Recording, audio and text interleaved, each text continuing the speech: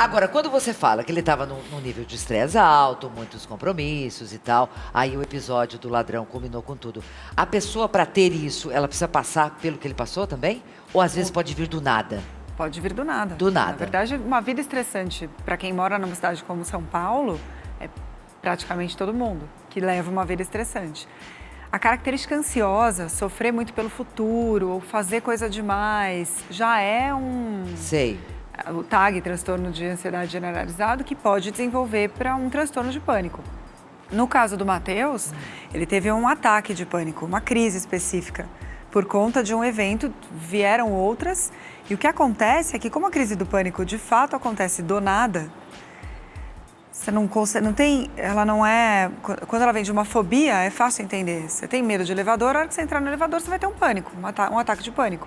No caso dele, do nada, tô morrendo. A sensação que as pessoas morte, têm né? é, de tô morte. morrendo. Você achou que ia morrer? Era um infarto, eu achei que eu tava tendo infarto. Porque foi todo um sintoma de Você um sempre infarto. foi saudável?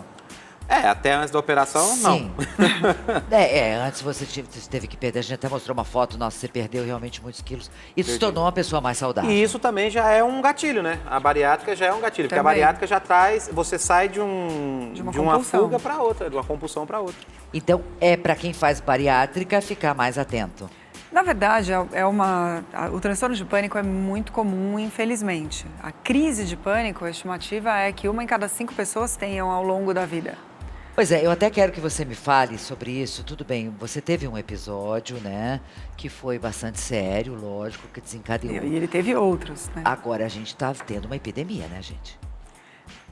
Por dados históricos, como hoje no mundo a gente não tem guerras, não tem uma epidemia mais séria acontecendo, não era para a gente ter o nível de ansiedade que a gente tem.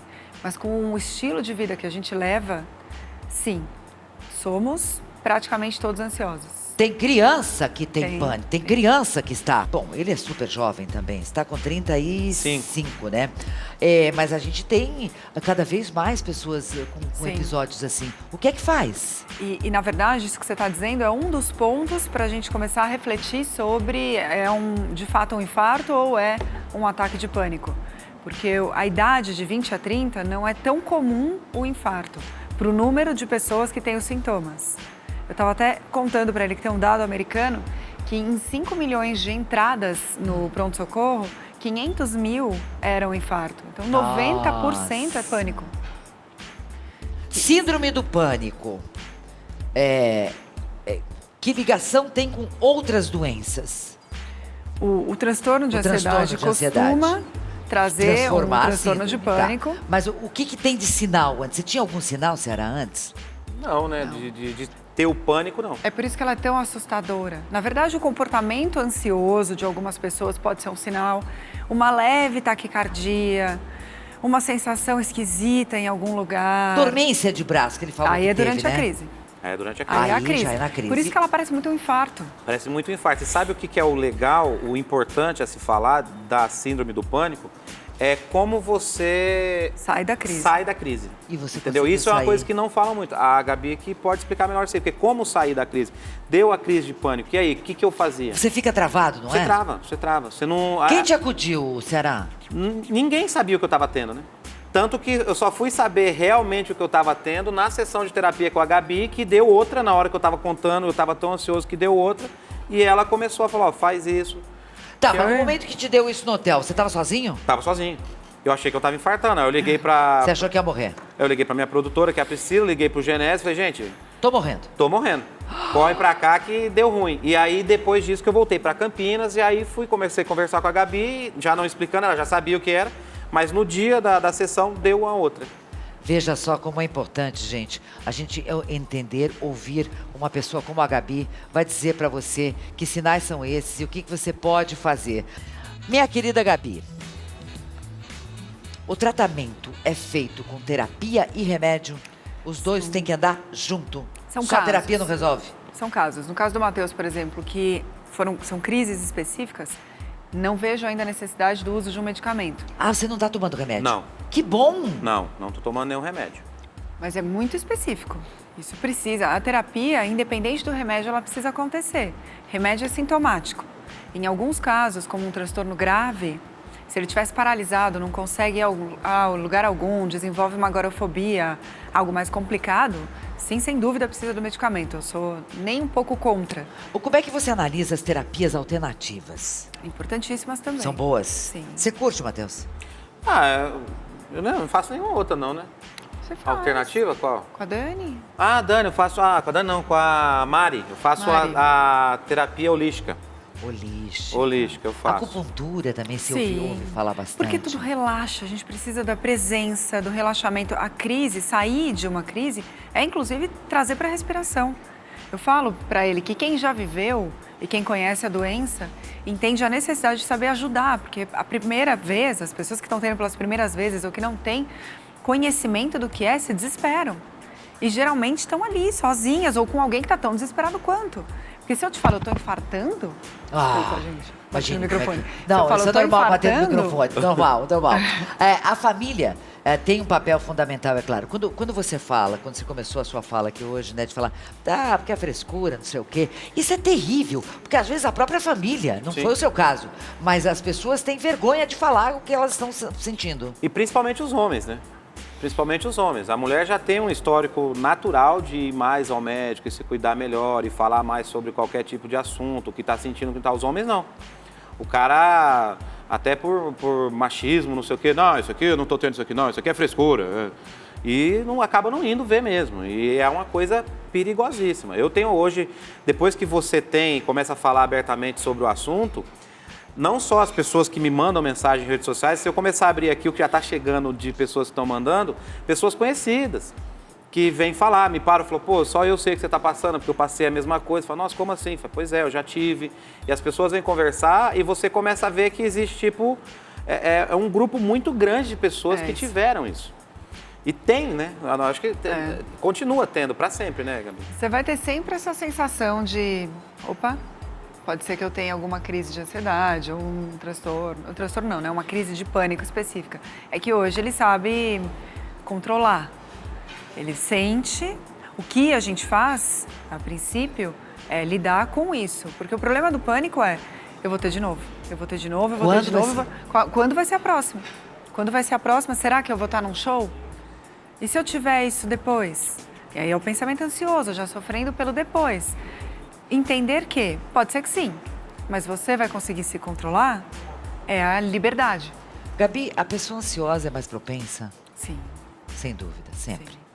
Controladora, como a maioria das pessoas que tem essa necessidade de controlar tudo para que nada saia fora do script, ela já está tenso com o que vai acontecer. Quero que você me fale da relação do pânico, da ansiedade, enfim, com o suicídio. É uma coisa que a gente não gosta muito de falar, mas é necessário, porque eu tenho observado e tenho lido, enfim, notícias de jovens, meninas, meninos, muito jovens, que, enfim, tiram a vida por conta do pânico, da ansiedade e tudo mais. Estou recebendo aqui a Gabriela Sayago e o meu querido Matheus. Você quase caiu da cadeira? Eu quase caí da cadeira sozinha aqui. Ela virou? Não, ela tem uma molinha aqui. Tem. E eu fui dar uma relaxada, quase caí de costas. Eu me seguro aqui também, porque às vezes ela, né? A gente tá chegando ao finalzinho do programa, mas eu queria dar uma passada assim. A diferença, o que não sei se dá para responder dessa forma. A Gabi, a depressão, a ansiedade, o suicídio, para onde que vai? Vamos falar sobre eles. Ansiedade, em algum nível, todo mundo tem normal. Começou a ser muito intensa, desagradável, já vira um transtorno, pode vir uma síndrome do pânico, um transtorno de pânico, que é como a gente chama hoje. E a depressão é um outro lado, uma outra doença seríssima. E uma das causas da uma das consequências da depressão é sim o suicídio. É por não aguentar viver daquele jeito.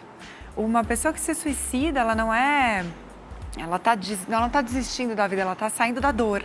Ela não aguenta mais aquela sensação. É como se fosse uma situação externa.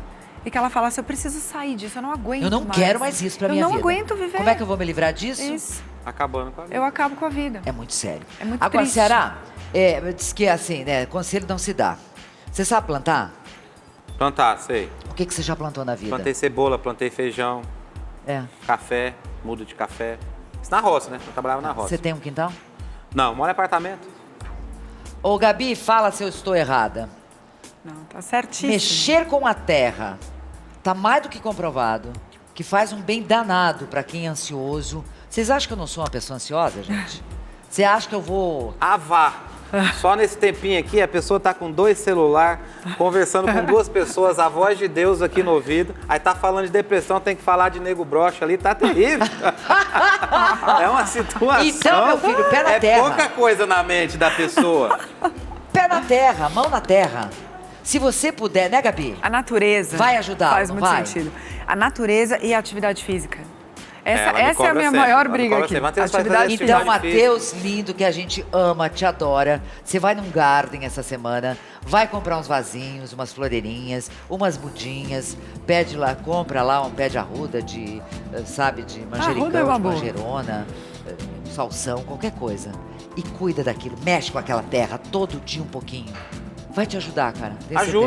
Ajuda. Uma coisa que, não sei como é que tá o tempo aí, que seria legal, fora o tratamento pós, uma coisa que é legal, que a Gabi me ensinou, eu até ajudei pessoas já em relação a isso, e a pessoa, como não sabe quando está tendo a síndrome do pânico, é como reagir quando a pessoa do lado está tendo uma síndrome do pânico, um ataque de pânico. Como você ajuda alguém no ataque de pânico.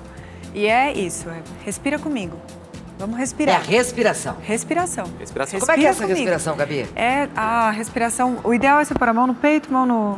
Aqui. Usa a mão no microfone não é uma boa. Aqui. É sentir que você está primeiro inflando o abdômen, baixando o abdômen. Inspiro 5 vezes. Pela boca. Sempre nariz, se possível. Sempre pelo nariz. Tá sem ar, vai na boca, mas o ideal é o nariz. Aquela respiração é bom pra tudo, né? Tudo. A gente precisa da respiração. Minha linda, o seu endereço é @Gabi Saião com Sayago. Sayago? S-A-Y-A-G. Saião é a minha linda. É verdade. Tá lá no vídeo. E o Matheus, @Matheus Ceará. Isso. Show aonde? Show essa semana, show entra no meu site, mateusceará.com.br, tem um monte de lugar lá. Aí sabe o que eu vou fazer aqui amanhã? Me dá a sua mão. O quê? Amanhã eu vou trazer uma mulher pra ler a mão. Você acredita nisso? Verdade? Você sabe que uma vez eu liguei numa mulher que disse que previa o futuro. Eu liguei na casa dela, falei, alô? Ela falou, quem tá falando? Eu falei, se você não sabe quem tá falando, como é que você vai saber meu futuro? Delícia. Beijo!